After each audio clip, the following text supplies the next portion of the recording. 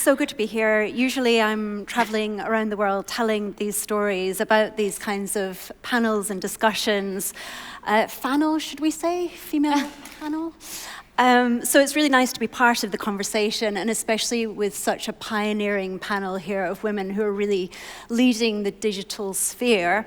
I'm going to introduce our panel in a moment, and we are also going to hear a special video message. But first, we just wanted to get to know you a bit. So first of all, I'm going to ask if you could raise your hands, please, if you are involved or have been involved in any policies, products, or panels which are designed to elevate women in terms of the digital realm. A few hands. And how about those of you who believe that diversity is important when it comes to Europe's competitiveness in technology and the digital sphere? Great, okay. Well, in a moment, we will be coming to people who have lots of experience in this. But first of all, we will have a message from Dr. Kristina Sinemus, who is the Hessian Minister for Digitalisation and Innovation. I'm really sorry that I'm not possible to take analog part. But in times of digitalization, I'm happy to join you virtually. And it is a great pleasure to speak to you, even, as I said, I'm not personally with you. I'm very happy that we today launch the initiative of the European Women Power. We will bring together the leaders of the high level and the leaders of transforming Europe to a leadership of women.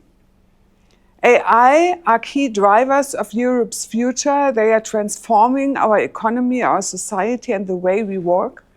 But still, as I said, women are underrepresented in these fields. That's what we want to change.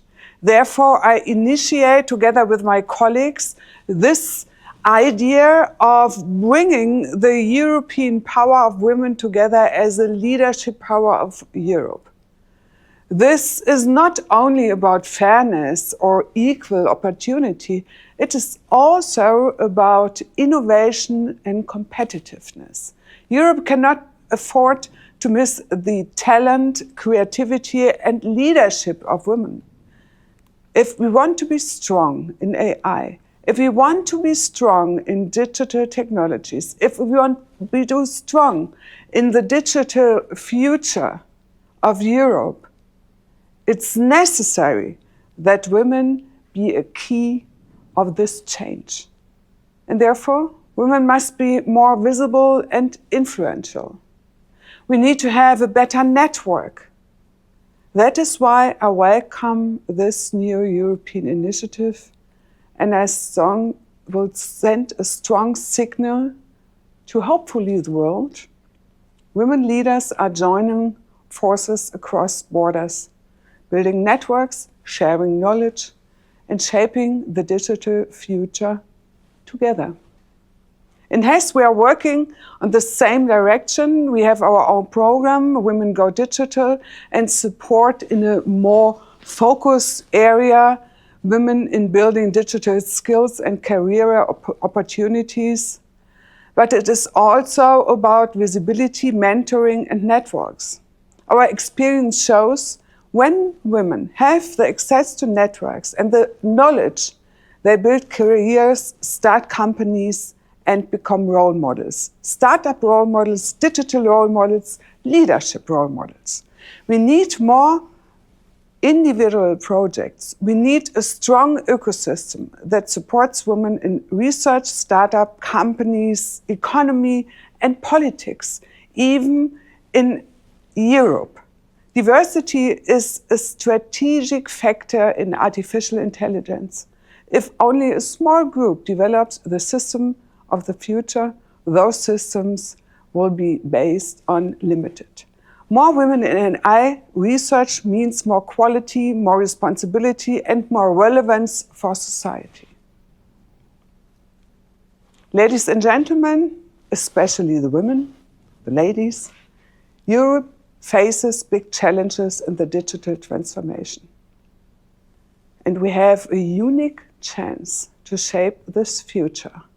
That we can only do together. And there, strong women in leadership should have a visible place. Making Europe more digital, more diverse and stronger means bringing more women in a visible network. And that's what we want to do today. And therefore, thank you. And all the network partners, even the one who, together with me, today start this network. And I'm really sorry that I'm not with you. But in my heart, I am. And therefore, I wish you inspiring discussion in Tallinn. Maybe this initiative grow, build bridges, and encourage many more women to take leadership in shaping Europe's digital future.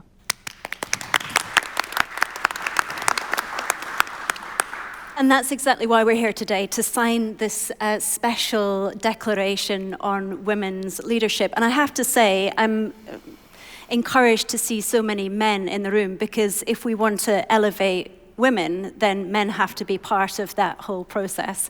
So let's get to our important trailblazing panelists now. You will be familiar with many of these faces. Cecilia, you have been for decades working in the digital sphere as the Director General of DigitalEurope. Next to you, Liisa-Ly Pakosta, many of you here will know already. You are probably leading one of the most important departments in this country, the Digital and Justice Department, which many countries will be looking for inspiration. Marianne, you are involved in connecting citizens and government to try to have a more interconnected society. And of course, we heard from you already, Valeriya, you are guiding digital innovation in a country which is at war. So we are very grateful to have a panel, are we saying? A full panel of women here at the Digital Summit. And I would like to start with you, please, Cecilia.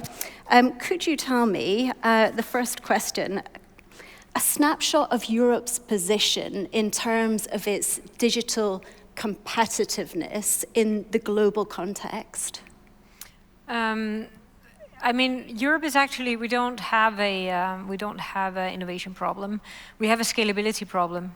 Actually, if you look at Ukraine, they are actually absolutely cutting edge on everything that has to do with defense tech. If I, of course, talk of Europe at large, we lead in connectivity, we lead in energy tech, we lead in many of the health tech applications.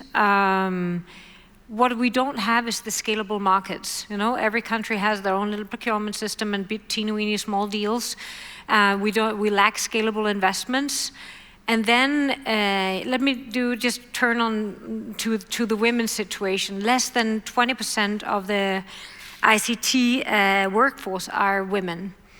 And this, of course, I mean, the accelerator, we saw the Draghi report, right? It's basically saying the accelerator of modern competitiveness is digitalization. And that is why our competitiveness have declined compared to the US with a gap of 20% over the last years. And one of the reasons is that our workforce is simply not large enough on the digital sector. So if we are not including the whole female workforce into the most defining sector for accelerating our competitiveness, then we will never do the catch-up. What we've seen in Ukraine now is that the share of women active in defense and defense tech has gone up by 20%. You've just launched a new female drone interception unit.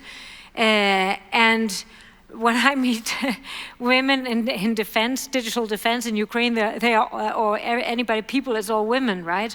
So that's what we see that we need to go towards. There are so many new functions that somehow has only been in like the universities that are full of men, and then you educate and you need to have that education to go to that and that and that, right?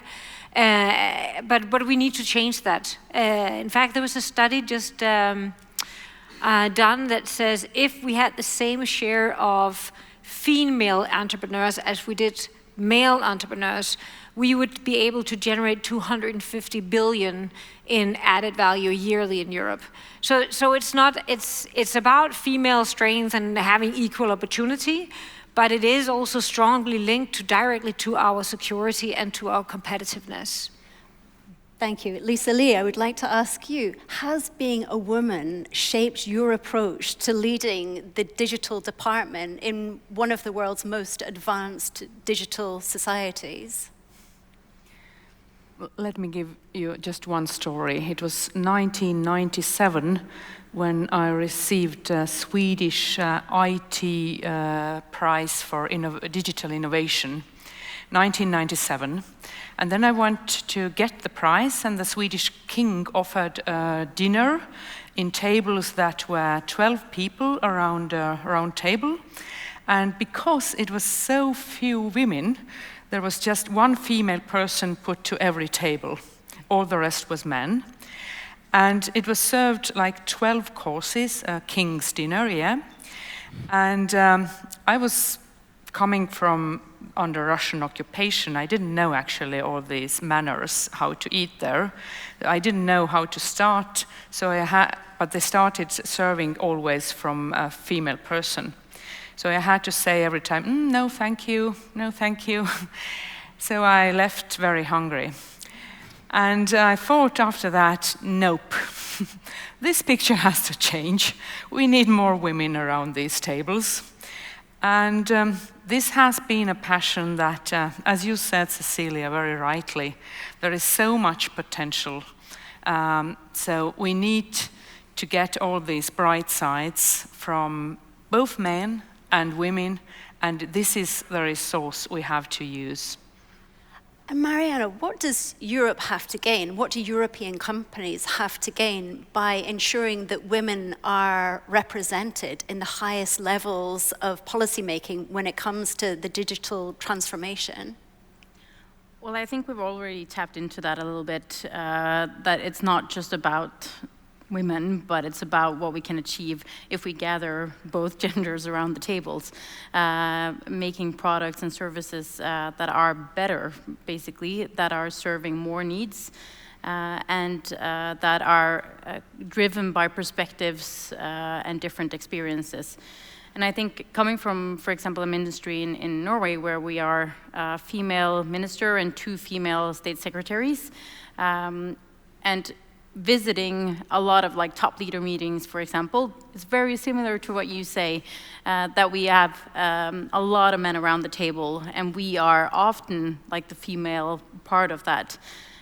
So I think we need more women, but it also means that we, as kind of tech leaders or female leaders within tech, need to be role models and to step up and join in on conversations and be present on stages and be present in the media and stuff to encourage other females within tech to also take leader positions as well. Because even though we have increasing numbers of female choosing technology education or roles, we still are lagging behind very much on leadership. And even I think according to Forbes, the numbers has decreased since the 80s. So we need to take some measures, and this kind of initiative here is a good initiative to bring the numbers up. Exactly, and part of this declaration is about inspiring role models. And I think, Valeriya, one of the things that was so remarkable about what you've done is that you're steering the digital transformation while your country is at war. Could you just give us a snapshot of what that has involved, the challenges and the opportunities you now see for Ukraine? Thank you. Well, actually, I would complement also what Cecilia said, because it's true that in Ukraine we see more and more women which are engaged into IT, tech, defense tech, but of course for obvious reasons, because we have the full-scale Russian invasion and the war is ongoing already for the 4th year. But I would say here that, I agree with absolutely all speakers, but I think that there are 2 very important things to mention. The first one is role models and visibility. If there are no role models, if there are not enough visibility, then young women don't understand, how they can grow and what can wait for them in the future. What are the heights, how to move. And the second thing is that there is actually, though it's like lots of different communities, but there is not enough opportunities to receive the knowledge which is not shared by default. So my personal story is that I joined the ministry in 2019, and then you remember 2020, 2021, it was COVID, and then the full-scale Russian invasion started in 2022. And basically, I got my child in December of 2021, so he was 2 months when the full Russian invasion started, and I had to work as a deputy minister, but at the same time, I was a young mother. And I could say that there is nothing more difficult in this world than raising a child and doing work. And you have just so many questions. You need so many, not just support, you just need a lot of expertise. And there is not the knowledge that you would, take in MBA course or somewhere. And at the same time, we see how many great role models we see here. There are great leaders who have, 2, 3, 4 kids and still are doing really great jobs. But we don't hear a lot of these stories. We sometimes just see good pictures, but we don't know how the real life looks like and how to manage it. And I think it is very important not just to show the way and not just to show, who you can be, but also what will wait for you on this path and have the opportunity to share this experience. It's crucial for a young generation. That's very inspiring. And I think it would be interesting for everyone to understand, if we could very quickly do a kind of lightning round, what was it that you've given your path, Valeriya, but for each of you, what was your path to the kind of these top levels that you've reached now? If we can quickly give people a very brief idea of how you achieved this level of success as a woman to be here on this stage today. In approximately 1 minute. Oh God. Well, I think I just believe a lot in the things that I do. I'm super passionate about it. Do I think it has been easy? I have a long, could talk on it for hours. No, it's not been easy. I can just say that definitely every time I was in a plane going to, 8 hours one way or the other way, I felt torn with my small kids at home.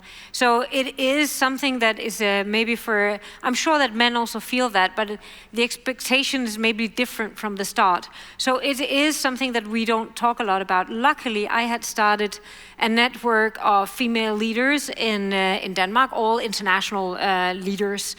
And we have developed this kind of group, and we're 12 women, and we could talk about this. What do you do about this, and what do you do about that? But again, there is no free lunch. You can't be part-time and then still have an international role and grow your business across 5 countries, right? You make super difficult choices. And I totally agree. It's not something that we talk a lot about. Maybe we can actually inspire to give a kind of a manual on how it can be done or not be done. But I totally also respect people who are not taking that choice, man or woman, by the way, of not having a career like mine. When that is said, I also say there has been zero development. I started this journey when I was the president of the Danish Association, and we looked at how many female at different levels. At that point, it was 30, 4 levels down. Then it was 22, 3 levels down. Then it was 8 on the second level, and on CEO level, it was 5. It was between 4 and 6%, like going like this. Right now, the number is 5.5.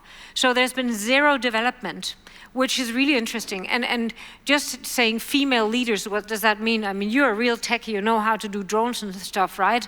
I kind of know some tech, but I'm really a business leader. I built businesses, I built organizations, and I know that you are a doctor, you have really like a deep technical knowledge. I don't know your background, but it's also there are different paths for different women. It's not just saying like female leadership. And I think that's what we need to show, that there are different paths, different competences, a different type of role models, but also that there are choices that are super difficult. Liisa-Ly, your meteoric rise, if you can make it 30 seconds. 3 things.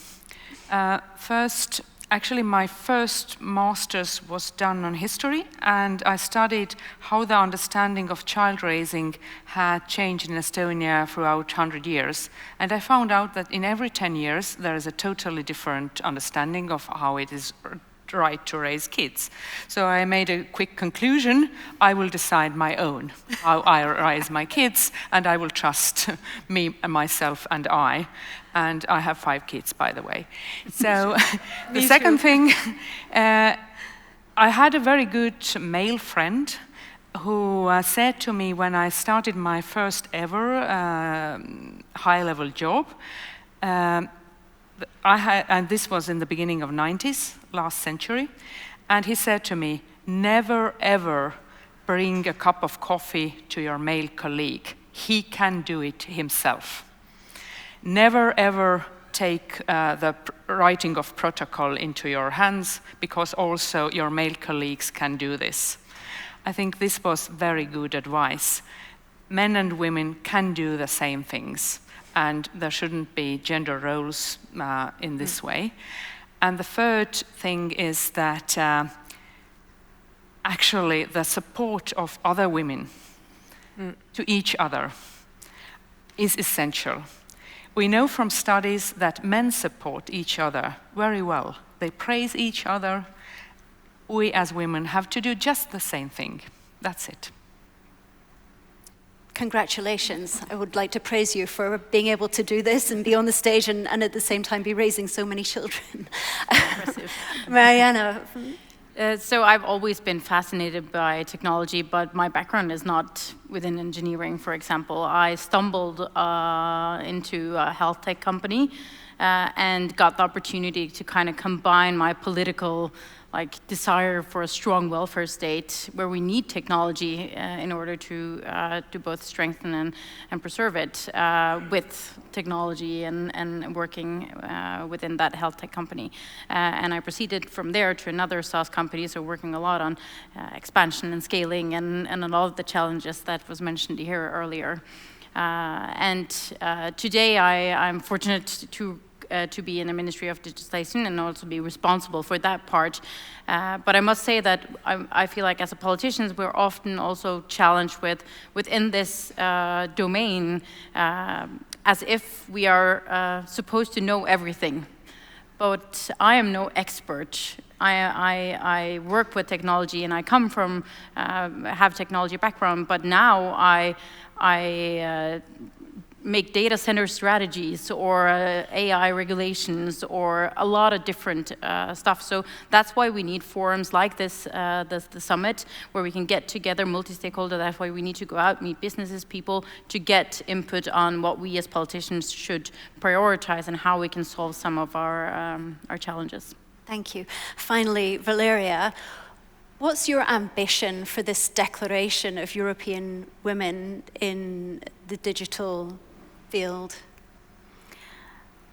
I really hope, that this initiative, it will have its continuity and sustainability, because this initiative has a great long-term potential, and if it will last and it will be active for many, many years, we all would be amazed how many women, how many potential this initiative will unlock.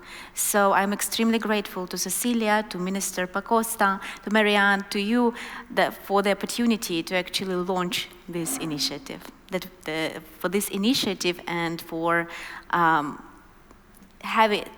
starting this very important path. Thank you, Valeriya. I hope this session has given you some ideas and inspiration. I believe now we can have a table brought to the stage with a declaration. I think it's here, the table. No, we already have the table. We already. one step ahead. So I would like to invite each of you, I'm just going to come around and have a look at who is first on the list. I believe it may be Liisa-Ly, Pakosta, first to sign this very special declaration. And I would say we have... Elevate. We want to elevate all women, all girls into tech and tech leadership. And as a mother of a 9-year-old girl, I think one of my aspirations would be that she can look at a stage like this and expect to see women, and that we don't have to say, hey, look, we have an all-woman panel, that it's just as common as it is to have an all-male panel. That's one of my ambitions for the future. For initiatives like this, Cecilia, please. Thank you so much. I hope that all the fathers in this room are also going to teach both their sons and daughters how to code and use AI. Code and use AI. Right, please come forward, Valeriya. Thank you.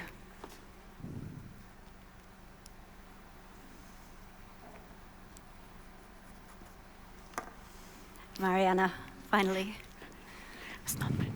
If you have any hopes or aspirations, you can share them as you sign. Well, I hope that we are taking these opportunities to connect, but also to connect within whenever there's not a meeting, and stay in touch. Absolutely. Thank you to the wonderful panel, everyone. Thank you. Thank you. Thank you.